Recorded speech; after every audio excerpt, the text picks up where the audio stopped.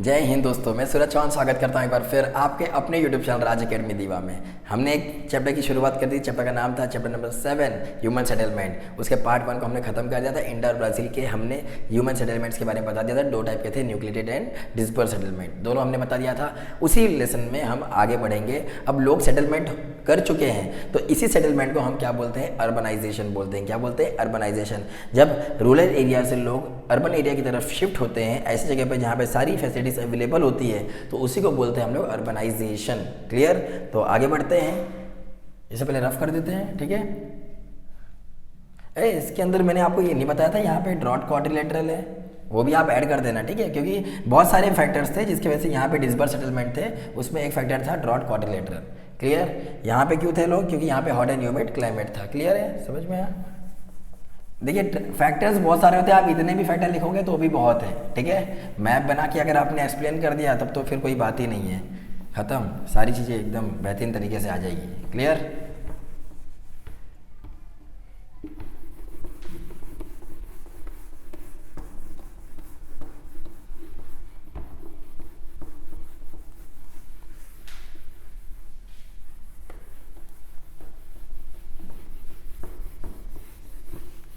ठीक है, बात करेंगे अर्बनाइजेशन की, इसकी अर्बनाइजेशन की,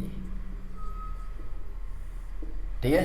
अर्बनाइजेशन की बात करेंगे। अर्बनाइजेशन सर क्या होता है, मेरा मार्कर। अर्बनाइजेशन सर क्या होता है? सर अर्बनाइजेशन मतलब कुछ नहीं होता है, जब रूरल एरिया की पॉपुलेशन कहाँ जाती है, अर्बन एरिया में, उसी को बोलते हैं अर्बनाइजेशन, ठीक है। उसे क्या कहते हैं, अर्बनाइजेशन। जब रूरल एरिया की पॉपुलेशन, जब गांव से लोग शहर की तरफ बढ़ते हैं, इसी को बोलते हैं लोग अर्बनाइज हो रहे हैं। समझ में आ गया कि नहीं? जैसे लोग बोलते हैं ना, गांव से शहर चला गया, अरे शहर वाला हो गया है, शहरी जैसा काम कर रहा है, शहरी जैसा काम करने वाला अर्बनाइजेशन की तरफ बढ़ रहा है। क्लियर है? तो इसी की अर्बनाइजेशन की बात करते हैं, क्योंकि ह्यूमन सेटलमेंट हो गया, लोग पहुंच गए जहाँ पे सारी फैसिलिटीज़ थी, तो उसी को बोलते हैं अर्बनाइजेशन। अर्बनाइजेशन में इंडिया और ब्राज़ील की बात करेंगे, वही वापस घिसी पिटी चीज़, ठीक है। फिर से अर्बनाइजेशन में देखेंगे, इंडिया का मैप बनाएंगे थोड़ा सा।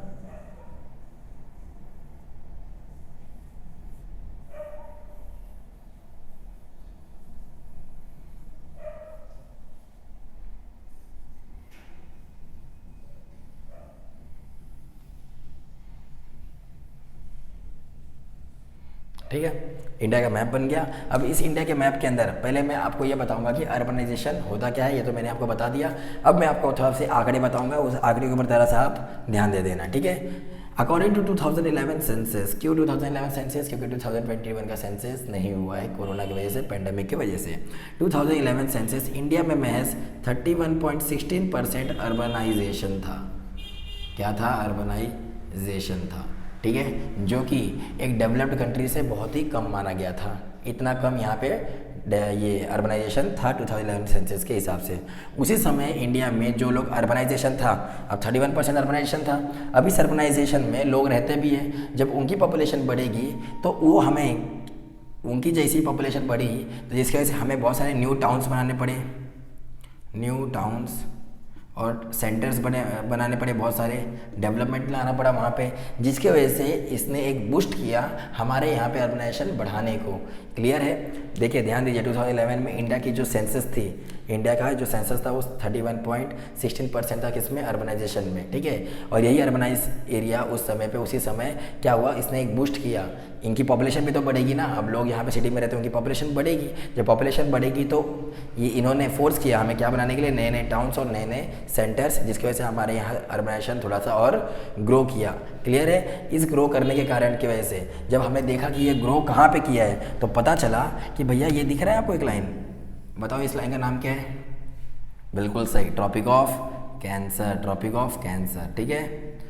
इन्होंने ये देखा कि इंडिया के साउथर्न पार्ट में बहुत ज़्यादा डेवलपमेंट हुआ है, ना कि ऊपर वाले भाग में। और साउथर्न पार्ट में सबसे ज़्यादा जहाँ पे डेवलपमेंट हुआ है वो एक स्टेट है यहाँ पे छोटू सा, इसका नाम है गोवा। क्या नाम है? गोवा। क्लियर? यहाँ पे मेजॉरिटी ऑफ पॉपुलेशन कहाँ रहती है? अर्बनाइजेशन में, अर्बन में रहती है, और ये लोग पूरे अर्बनाइज तरीके से रहते हैं। क्लियर? क्योंकि गोवा हमारे मेरा पहले पोर्चुगीज़ का स्थल था, और आज यहाँ पे मेजॉरिटी ऑफ पीपल कहाँ आती, टूरिस्ट लोग यहाँ पे घूमने आते हैं। 62% ऑफ पॉपुलेशन गोवा की अर्बनाइज है।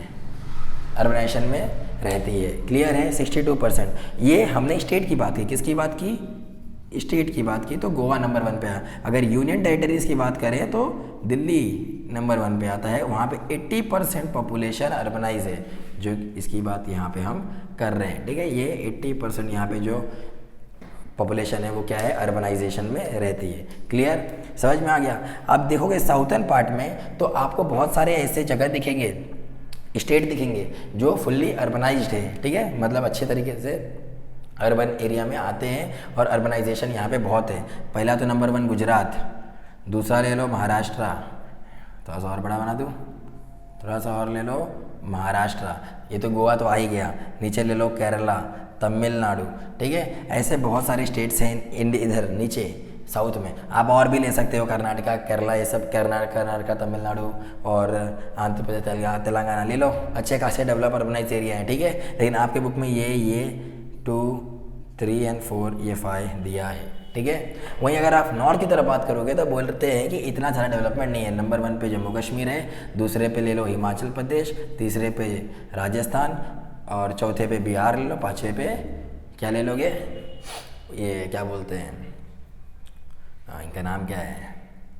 उत्तर प्रदेश। ठीक है, ये सारे को आप ले सकते हो। यहाँ से भी 2-4 उठा लो, आसाम, ये वो अरुणाचल प्रदेश, ठीक है, आसाम, मेघालय, ये सब उठा लो, चलेगा। ठीक है, ये सारे एग्जाम्पल लिखने के बाद आगे ये सब घुसेड़ दो, एक्सेट्रा मार के मज़ा आ जाएगा। क्लियर है? क्योंकि हमें यहाँ पे कॉन्सेप्चुअल नॉलेज लेनी है, बस इतना ही दिख रहे हैं क्या स्टेट? और भी तो है ना, यहाँ पे पंजाब, हरियाणा, ये सब भी तो दिख रहे हैं। समझ में आया कि नहीं? तो ये वाली चीज़ें हमें भी अपनी तरफ से करने का एफर्ट डालना चाहिए। ठीक है, अब यहाँ पे दिखा रहे हैं, बस इतने सही, इतनी नहीं है, और भी है, बस आपको दिखाने के लिए इतने से एग्जाम्पल्स दिए गए। क्लियर? तो गोवा का यहाँ पे टोटल पॉपुलेशन 62% अर्बनाइजेशन, वहीं दिल्ली का अगर देखा जाए यूनियन टेरिटरीज के अंदर तो 80% ऑल ओवर पॉपुलेशन अर्बनाइजेशन का वहाँ पे एग्जिस्ट करता है अकॉर्डिंग टू 2011 सेंसस। ठीक है, 2011 सेंसस में टोटल ऑल ओवर इंडिया में 31.16% का अर्बनाइजेशन था।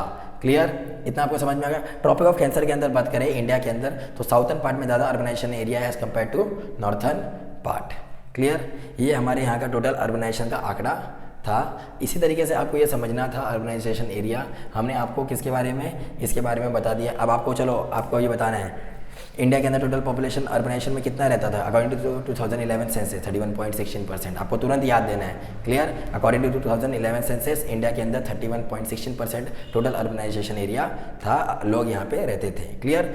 वहीं अगर यूनियन टेरिटरीज की बात करें तो यूनियन टेरिटरीज में टॉप जो संख्या था वो था दिल्ली, जिसके अंदर 80% मैक्सिमम पॉपुलेशन रहती है, किसमें? अर्बनाइजेशन में। वहीं अगर ये स्टेट की बात करें तो उसमें आता है गोवा, जहाँ पे 62% ऑफ टोटल पॉपुलेशन कहाँ रहती है? अर्बनाइजेशन एरिया में रहती है। और आप अगर देखोगे तो साउथर्न पार्ट, इंडिया के साउथर्न पार्ट में ज़्यादातर एरिया अर्बनाइज है और as compare to northern part. Clear? Southern part में अगर बात करेंगे तो गुजरात, महाराष्ट्र, गोवा, तमिलनाडु, केरला, ये सारी आ जाएंगे इसके अंदर। वहीं अगर आप ऊपर की बात करोगे तो जम्मू कश्मीर, हिमाचल प्रदेश, उत्तराखंड, उत्तराखंड नहीं लिया था ना हम लोग, 3, 4, 5, 6 ले लो इसको, उत्तराखंड और राजस्थान, बिहार और उत्तर प्रदेश इसमें शामिल है। ठीक है, ये सारी चीज़ें आपको पता होनी चाहिए।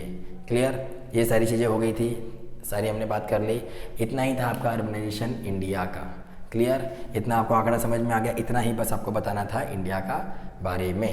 क्लियर? और प्लस ये भी देख लेना कि इंडिया का साउथर्न पार्ट बहुत डेवलप्ड है as compare to northern part. क्यों? क्योंकि सर इंडिया के पास सी है, यहाँ पे सी, ओशन, जो भी आपको बोलना है, ये ओशन है, सी है, ठीक है, नीचे ओशन है।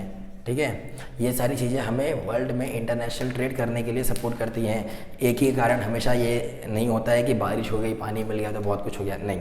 क्यों? क्योंकि यहाँ से इंटरनेशनल ट्रेड होता है हमारा मुंबई सबसे खतरनाक इलाका, मुंबई सबसे खतरनाक इलाका, हमारे इंडिया का सबसे busiest port of the India माना जाता है मुंबई। हाँ, और वर्ल्ड में भी business post of the world में डालोगे तो कहीं ना कहीं इंडिया, मुंबई का नाम भी शुमार होगा। क्लियर है? क्योंकि अब जो समय आने वाला है वो इंडियन ओशन का समय आने वाला है और इंडियन ओशन के समय में आपको ये सारी चीज़ें पता होनी चाहिए कि इंडियन ओशन से आएगा जब कोई तो यहाँ पे ज़रूर अपना काम कराएगा। क्लियर? और एक बहुत अहम रोल प्ले ये करेगा। ठीक है, देखिए मैं जो आपको पढ़ाता हूँ ये सारी चीज़ें बहुत ही आसान तरीके से जाती है। अगर आपको समझ में आती है तो हमारे वीडियो को लाइक कर सकते हैं, लेकिन आप जब ये एफर्ट हमारी तरफ दिखाएंगे तो हमें भी मोटिवेशन आएगा कि हम लोग भी आपके लिए बहुत अच्छे से अच्छे कंटेंट लेके आए, ठीक है। जो चीज़ हम आपको पढ़ाते हैं बस आप घर पे जाके या घर पे रहिए, सुबह शाम या शाम में एक बार इसे रिवाइज़ कीजिए। रिवाइज़ करने से ये होगा कि आप जो क्लियर हो गए तुरंत आज के आज ही आपको रिवाइज करना है, याद रखिएगा। क्लियर, आज अगर आप रिवाइज नहीं करोगे, आप सोचोगे कल करूँगा, कल कभी भी नहीं आएगा।